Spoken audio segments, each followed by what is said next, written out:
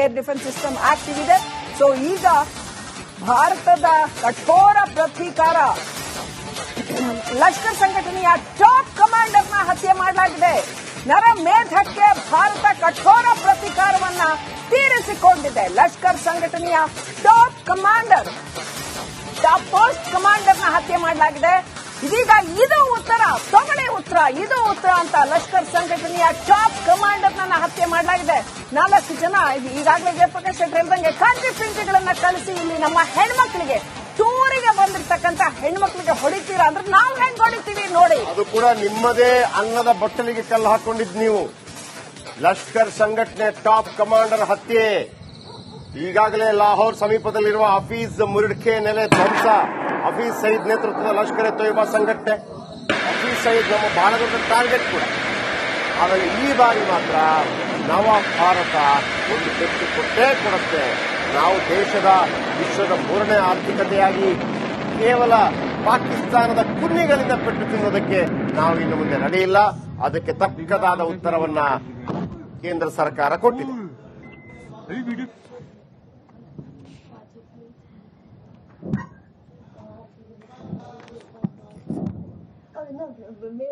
S ವೀಕ್ಷಕರೇ, ಇದು ದೃಶ್ಯಾವಳಿಗಳನ್ನು ನೋಡಬಹುದು.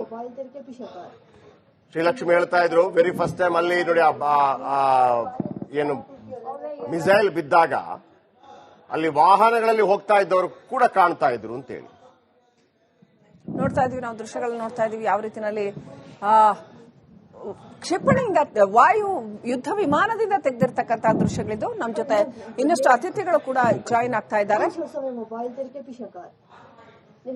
ಕ್ಯಾಪ್ಟನ್ ಪ್ರಾಂಜಲ್ ಅವರ ತಂದೆ ವೆಂಕಟೇಶ್ ಅವರು ಮತ್ತು ಅನುರಾಧ ಅವರು ಇಬ್ರು ಕೂಡ ಜಾಯಿನ್ ಆಗ್ತಾ ಇದ್ದಾರೆ. ಪ್ರಾಂಜಲ್ ಅವರ ತಂದೆ ವೆಂಕಟೇಶ್. ಓಕೆ, ನಮಸ್ಕಾರ. ವಂಡರ್ಫುಲ್ ಸರ್, ನಮಸ್ಕಾರ. ಬೆಳಗ್ಗೆ ನಿಮ್ಮಲ್ಲಿ ಒಂದು ಸ್ಫೂರ್ತಿ ಕಾಣ್ತಾ ಇದೆ, ಭಾರತಕ್ಕೆ ಒಂದು ಜೈ ಹೇಳುವಂತ ಸ್ಫೂರ್ತಿ ಕಾಣ್ತಾ ಇದೆ. Good morning. ನೀವು ಹೇಗೆ ನೋಡ್ತೀರಾ ಇಡೀ ಘಟನೆಯನ್ನ? ನಿನ್ನೆ ಮಧ್ಯರಾತ್ರಿ ಭಾರತ ಉಗ್ರರ ನೆಲೆಗಳ ಮೇಲೆ ಏರ್ ಸ್ಟ್ರೈಕ್ ಮಾಡಿದೆ. ಯಾರನ್ನು ಹೊಡಿಬೇಕೋ ಅವರನ್ನ ಸರಿಯಾಗಿ ಹೊಡೆದಿದ್ದೀವಿ, ಸರಿಯಾಗಿ ಉತ್ತರ ಕೊಟ್ಟಿದ್ದೀವಿ ಅಂತ ಅನಿಸ್ತಾ ಇದೆ. ಒಂದು ದೊಡ್ಡ ನಿರೀಕ್ಷೆ ಇತ್ತು. ಆ ನಿರೀಕ್ಷೆ ಏನು ಏನ್ ಹೇಳ್ತೀವಿ ಅದಕ್ಕೆ, ಅವ್ರು ತೋರ್ತಾ ಇದ್ದಾರೆ ವಿಕ್ಟ್ರಿ, ವಿ ಫಾರ್ ವಿಕ್ಟ್ರಿ ಅಂತ. ಖಂಡಿತ. ಅನುರಾಧ್ ಅವರೇ ಮಾತನಾಡಿ, ವೆಂಕಟೇಶ್ ಸರ್ ಮಾತನಾಡಿ. ಈ ಸಂದರ್ಭವನ್ನು ಯಾವ ರೀತಿ ಸ್ಮರಿಸ್ಕೊಳ್ತೀರಿ ನೀವು?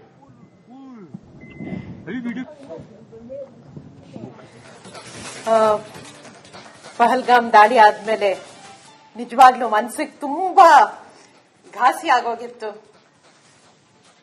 ಅಂದ್ರೆ ತಿಂಗಳು 1.5 ತಿಂಗಳಿಗೆ ಒಂದ್ಸಲ ದೇಶದೊಳಗೆ ನುಗ್ಗಿ ಈ ತರ ಅತ್ಯಂತ ಕ್ರೌರ್ಯದಿಂದ ನಮ್ಮ ಜನನ್ನ ಹೀಗೆ ಕೊಲ್ತಾ ಇದಾರಲ್ಲ, ನಮ್ಮ ಈ ತೊಂದರೆಗೆ, ಈ ಸಮಸ್ಯೆಗೆ ಮುಕ್ತಿನೇ ಇಲ್ವಾ ಅಂತ ತುಂಬಾ ಮನ್ಸಿಗೆ ಅನ್ನಿಸ್ತಾ ಇತ್ತು. ಇವತ್ತು ಅದಕ್ಕೆ ಆ ದಿಕ್ಕಲ್ಲಿ, ಆ ಕಥೆಗೆ ಕೊನೆ ಕಾಣಿಸೋದಕ್ಕೆ ಆ ದಿಕ್ಕಲ್ಲಿ ಒಂದು ದೊಡ್ಡ ಹೆಜ್ಜೆ ಇಟ್ಟಿದೆ ಭಾರತ. ನಿಜವಾಗ್ಲು ಈ 26 ಜನ ಈಗ ಹೋದವರು ಅಷ್ಟೇ ಅಲ್ಲ, ಪಾಕಿಸ್ತಾನದ ಸಮಸ್ಯೆ ಶುರು ಆದಾಗಿಂದ ಸಾವಿರಾರು ಜನ ಸೈನಿಕರನ್ನ ನಾವು ಕಳ್ಕೊಂಡ್ಬಿಟ್ಟಿದೀವಿ. ನ್ಯಾಷನಲ್ ವಾರ್ ಮೆಮೋರಿಯಲ್ ಒಂದರಲ್ಲೇನೆ 26,000 ಜನ ಹುತಾತ್ಮರ ಹೆಸರುಗಳನ್ನ ಕೆತ್ತಿದ್ದಾರೆ. ಇಷ್ಟೊಂದು ಸಾವನ್ನ, ನರಮೇಧಗಳನ್ನ ನಾವು ನೋಡಿರುವಾಗ ನಿಜವಾಗ್ಲೂ ಇಂಥ ಒಂದು ದೊಡ್ಡ ಸ್ಟೆಪ್ ಬೇಕಾಗಿತ್ತು. ಆ ದಿಕ್ಕಲ್ಲಿ ಹೆಜ್ಜೆ ಇಟ್ಟಿದ್ದೀವಿ. ಈ ಪೊಲಿಟಿಕಲ್ ಲೀಡರ್ಶಿಪ್ಗೆ, ನಮ್ಮ ಪ್ರಧಾನಮಂತ್ರಿಗಳಿಗೆ ನಿಜವಾಗ್ಲೂ ತುಂಬಾ ತುಂಬಾ ಧನ್ಯವಾದಗಳನ್ನು ಹೇಳ್ತೀನಿ. ನಮ್ಮ ಆರ್ಮ್ಡ್ ಫೋರ್ಸಸ್ ಬಹಳ ಪೇಷನ್ಸ್ ಇಟ್ಕೊಂಡು ಬಹಳ ಸ್ಟ್ರಾಟಜಿಕ್ ಆಗಿ ಸ್ಟ್ರೈಕ್ ಮಾಡಿದ್ದಾರೆ. 9 ಜಾಗಗಳನ್ನ ಮಾಡಿದ್ದಾರೆ ಅಂತ ವರದಿಗಳು ನೀವೇ ಕೊಡ್ತಾ ಇದ್ದೀರಾ. ಅದರಲ್ಲಿ 4 ಪಾಕಿಸ್ತಾನಲ್ಲಿ, 5 ಪಿಒಕೆನಲ್ಲಿ, 9 ಜಾಗನ ಬರೀ ಉಗ್ರರ ತಾಣಗಳನ್ನ ಹೊಡೆದಿದ್ದೀವಿ ನಾವು. ಭಾರತ ಮಾತೆಗೆ ಇದು ಒಂದು ಅರ್ಪಿತ ಅಂತ ನಾನು ಅನ್ಕೋತೀನಿ. ಭಾರತ್ ಮಾತಾ ಕಿ ಜೈ. ಓಕೆ, ಸೊ ವೆಂಕಟೇಶ್ ಅವರೇ ಹಾಗೂ ಅನುರಾಧ ಅವರೇ, ಇದು ಈ ತರದ ಒಂದು ಆಪರೇಷನ್ಸ್ ಇದೆಯಲ್ಲ ಯುದ್ಧದ ವಿಚಾರದಲ್ಲಿ, ಇದು ಬರೋದು ನಮ್ಮ ಸೈನಿಕರ ಅಪ್ರತಿಮ ತ್ಯಾಗ, ವೀರ ಮತ್ತು ಶೌರ್ಯ, ಅವ್ರು ಏನು ಪ್ರದರ್ಶನ ಮಾಡ್ತಾರೆ ವೀರತ್ವ ಮತ್ತು ಶೌರ್ಯಗಳನ್ನ, ಅದರಿಂದಾಗಿ ನಮ್ಮ ಭಾರತ ಇಷ್ಟು ಸುರಕ್ಷಿತವಾಗಿದೆ ಮತ್ತು ಇಷ್ಟು ಸಬಲವಾಗಿದೆ ಅಂತ ಎಲ್ಲ ಸೈನಿಕರು ಸೈನಿಕರಿಗೆ ಏನ್ ಹೇಳೋದಕ್ಕೆ ಬಯಸ್ತೀರಾ?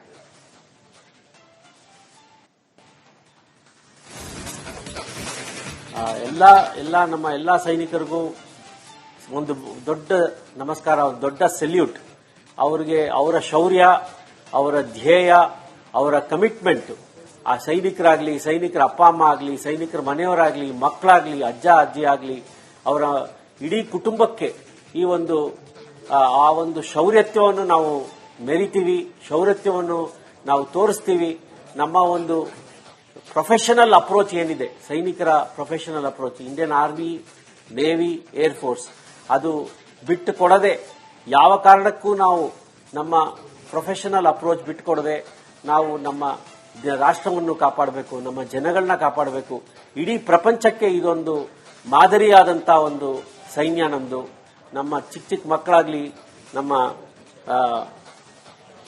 ಅಪ್ಪ ಅಮ್ಮಂದ್ರಾಗ್ಲಿ ಸೈನ್ಯಕ್ಕೆ ಮಕ್ಕಳನ್ನ ಕಳಿಸ್ಕೊಡ್ತಾರೆ. ಹೆಣ್ಮಕ್ಳಾಗ್ಲಿ ಗಂಡು ಮಕ್ಕಳಾಗ್ಲಿ. ಈಗ ಹೆಣ್ಮಕ್ಳಿಗೂ ಬಹಳ ಮೇನ್ ಆಕ್ಟಿವಿಟಿ, ಮೇನ್ ಫೋರ್ಸ್ ಅಲ್ಲಿ ಮೇನ್ ರೋಲ್ ಇದೆ. ಈಗ ಎಲ್ಲರಿಗೂ ಒಂದು ಶುಭ ಹಾರೈಕೆ. ಮುಂಜಾನೆ ಇಡೀ ಭಾರತ ನಿಮ್ ಹಿಂದೆ ಇದೆ ಸೈನಿಕರೇ, ನಾವೆಲ್ಲರೂ ನಿಮ್ ಹಿಂದೆ ಇದ್ದೀವಿ. ಈ ಒಂದು ಸಮಸ್ಯೆಗೆ ಮುಕ್ತಿ ಹಾಡೋಣ ನಾವು. ಮೊದಲೆಲ್ಲ ಹೇಗಿತ್ತು ಅಂದ್ರೆ, ಸಾಧಾರಣವಾಗಿ ಒಂದು ಪಾಕಿಸ್ತಾನದಿಂದ ಅಟ್ಯಾಕ್ ಆದಾಗಲೂ ಕೂಡ ಯುದ್ಧ ಮಾಡಬೇಕಾ ಬೇಡೋ, ಯಾಕೆ ಬೇಕು ಯುದ್ಧ ಮತ್ತೊಂದು ಅಂತೇಳಿ. ಈಗಲೂ ಕೂಡ ನಾವು ಯುದ್ಧ ಬೇಕು ಅಂತಲ್ಲ ಹೇಳ್ತಾ ಇರುವಂತದ್ದು. ಆದ್ರೆ ಈ ದೇಶ, ತಾಯಿ ಭಾರತಿ ಅನೇಕ ವೀರರಿಗೆ, ವೀರ ಮಾತೆಯರಿಗೆ ಜನ್ಮ ಕೊಟ್ಟಂತ ಭೂಮಿ ಇದು. ನಾವು ಯಾವತ್ತೂ ಕೂಡ ಹಿಂದ್ಗಡೆಯಿಂದ ಚೂರಿ ಹಾಕುವಂತದ್ದು, ಒಂದು ಯುದ್ಧ ಆಗ್ತಾ ಇರುವಾಗಲೂ ಅಷ್ಟೇ, ಮುಂದಿನವನ ಜೊತೆ ಅವನ ಬಳಿ ಖಡ್ಗ ಇಲ್ಲ ಅಂತಂದ್ರೆ ಖಡ್ಗ ಇಲ್ಲದೆ ಯುದ್ಧ ಮಾಡ್ತಾ ಇರಲಿಲ್ಲ, ಖಡ್ಗ ಅವನಿಗೆ ಕೊಟ್ಟು ಮತ್ತೆ ಯುದ್ಧ ಮಾಡ್ತಾ ಇತ್ತು. ಈ ಸಂದರ್ಭದಲ್ಲಿ ಪಾಕಿಸ್ತಾನದಿಂದ ಆಗ್ತಾ ಇದ್ದಂತ ಪದೇ ಪದೇ ಆಗ್ತಾ ಇದ್ದಂತ, ಮೊನ್ನೆ ಅಂತೂ ಬಹಳ ನಿಕೃಷ್ಟವಾಗಿತ್ತು. ಅದು ಕೂಡ ಧರ್ಮ ಕೇಳಿ ಹೊಡೆಯುವಂತಹ ಸಂದರ್ಭದಲ್ಲಿ ಪಾಕಿಸ್ತಾನಕ್ಕೊಂದು ಉತ್ತರ ಕೊಡಬೇಕಾಗಿತ್ತು. ನಾವು ಇಡೀ ದೇಶ 140 ಕೋಟಿ ಜನ ಇಲ್ಲ ಹೊಡಿಬೇಕು ಅಂತ ಕಾಯ್ತಾ ಇತ್ತು. ವೆರಿ ಫಸ್ಟ್ ಟೈಮ್ ನಮ್ಗನ್ಸುತ್ತೆ. ಬಾಕಿ ಟೈಮಲ್ಲಿ ಹೇಗಿರುತ್ತೆ ಅಂದ್ರೆ, ಬೇಡಪ್ಪ ಯುದ್ಧ, ನಿಮ್ಗೆ ಗೊತ್ತಿಲ್ಲ, ನಮ್ಗೆ ಗೊತ್ತಿದೆ ಯುದ್ಧದ ಪರಿಣಾಮಗಳೇನಾಗತ್ತೆ ಅಂತೇಳಿ. ಆದ್ರೆ ನಮ್ಮನ್ನ ಮಾನಸಿಕವಾಗಿ ಈ ರೀತಿ ಹಿಂಸೆಗೆ ಒಳಪಡಿಸಿದಂತ ಆ ರಾಷ್ಟ್ರಕ್ಕೆ ಒಂದು ಉತ್ತರ ಕೊಡಬೇಕು ಅಂತ ಪ್ರತಿಯೊಬ್ಬರಿಗಿತ್ತು. ಆದ್ರೆ ಒಂದು ಸೇನಾ ಕುಟುಂಬದವರಾಗಿ ನಿಮ್ಗೆ ಹೆಂಗನ್ಸುತ್ತೆ ಸರ್? ನಮಗೇನೆ ಇಷ್ಟಿರ್ಬೇಕಾದ್ರೆ ನಿಮ್ಗೆ ಹೆಂಗನ್ಸುತ್ತೆ?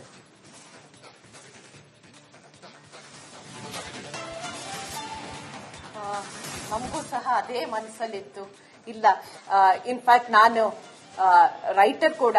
ನಂದೇ ಒಂದು ಪೋಯಮ್ ಅಲ್ಲಿ ನಾನು ಬರೆದಿದ್ದೆ, ಕೊನೆ ಇರದ ಕಥೆಯಾಗಿ ಕಾಡುವುದು ಕಾಶ್ಮೀರ, ಇನ್ನೆಷ್ಟು ದಿನ ಇನ್ನೆಷ್ಟು ಜನ ಅಂತ. ನಿಜವಾಗ್ಲು ಆ ದಿನ ಬಂತು, ಅದಕ್ಕೆ ಉತ್ತರ ಕೊಡೋಂತ ದಿನ ಬಂತು. ಕೊನೆ ಇರದ ಕಥೆಯಾಗಿ ಇರೋದಿಲ್ಲ ಕಾಶ್ಮೀರ, ಒಂದು ಮುಕ್ತಿ ಸಿಗತ್ತೆ ಈ ಸಮಸ್ಯೆಗೆ ಅಂತ ನನಗೆ ತುಂಬಾ ಅನ್ನಿಸ್ತಾ ಇದೆ. ಈ ಆಪರೇಷನ್ ನಿಜವಾಗ್ಲೂ ಬೇಕಾಗಿತ್ತು. ಟೆರರಿಸ್ಟ್ ಅವ್ರಿಗೆ, ಪಾಕಿಸ್ತಾನ್ಗೆ ಇನ್ನೊಂದ್ಸತಿ ಈ ತರ ಭಾರತಕ್ಕೆ ಒಳಗೆ ಬಂದು ಭಾರತದ ಪ್ರಜೆಗಳನ್ನ ಹತ್ಯೆ ಮಾಡಬೇಕು ಅಂದ್ರೆ 100 ಸತಿ ಯೋಚನೆ ಮಾಡಬೇಕಾಗತ್ತೆ. ಆ ಒಂದು ದುಷ್ಕೃತ್ಯಕ್ಕೆ ಅವ್ರು ಕೈ ಹಾಕಲ್ಲ ಇನ್ಮೇಲಿಂದ. ಆ ಒಂದು ಪಾಠ ಕಲಿಸಿದೀವಿ. ಇನ್ನೇನಾದ್ರೂ ಆ ದುಷ್ಕೃತ್ಯಕ್ಕೆ ಅವ್ರು ಕೈ ಹಾಕಿದ್ರೆ ಇದೇ ಪಾಠವನ್ನ ಇದೇ ಮೂಲಕ ಇನ್ನೂ ಜೋರಾಗಿ ನಾವು ಹೊಡೆಯಬಲ್ಲವು. ನಮ್ಮ ಭಾರತೀಯ ಸೇನೆ, ನಮ್ಮ ರಾಷ್ಟ್ರದ ನಾಯಕರು, ನಮ್ಮ ರಾಷ್ಟ್ರದ government, all people, we are indebted to them today. Thanks to our leadership, thanks to our service people, forces, thanks to government. ಎಲ್ಲಾ ಒಂದು 9 ಸ್ಟ್ರೈಕ್ಗಳು ಏನ್ ಮಾಡಿದೀವಿ ನಾವಿವತ್ತು, ಎಲ್ಲಾನು ಪ್ರಿಸಿಷನ್ ಸ್ಟ್ರೈಕ್ ಅಂತ ರಿಪೋರ್ಟ್ ಬರ್ತಾ ಇದೆ. ಆ ಕೇಳಿ ನಮ್ಮ ರೋಮಾಂಚಕವಾಗ್ತಾ ಇದೆ ನನಗೆ. ನಮ್ಮ ಭಾರತೀಯ ಸೇನೆಯವರು ಜೀವ ತೆತ್ತಿದ್ದಾರೆ. ಭಾರತೀಯ ಸೇನೆ ಈಗಲೂ ಗಡಿಯಲ್ಲಿ ನಿಂತು ಆ ಪ್ರತೀಕಾರಕ್ಕೆ, ಏನಾದ್ರೂ ಪ್ರತೀಕಾರ ಬಂದ್ರೆ ಅದಕ್ಕೆ ಪ್ರತಿ ಉತ್ತರವಾಗಿ ನಾವು ನಿಂತಿದ್ದೀವಿ. ಯಾರೂ ಹೆದರ್ಕೋಬೇಕಾಗಿಲ್ಲ. ನಮ್ಮ ಜಮ್ಮು ಕಾಶ್ಮೀರ ಆಗ್ಲಿ, ನಮ್ಮ ಇಡೀ ಭಾರತ ದೇಶ ಆಗ್ಲಿ, ಯಾರೂ ಏನು ಹೆದರ್ಕೋಬೇಕಾಗಿಲ್ಲ. ನಮ್ಮ ಸೈನ್ಯ ಆಗ್ಲಿ, ನಮ್ಮ ಲೀಡರ್ಶಿಪ್ ಬಹಳ ಕೇಪಬಿಲಿಟಿ ಇದೆ ನಮ್ಮ ಹತ್ರ. ಈಗಾಗಲೇ ನಾವು ರಿಪೋರ್ಟ್ಗಳನ್ನ ನೋಡ್ತಾನೆ ಇದ್ವಿ.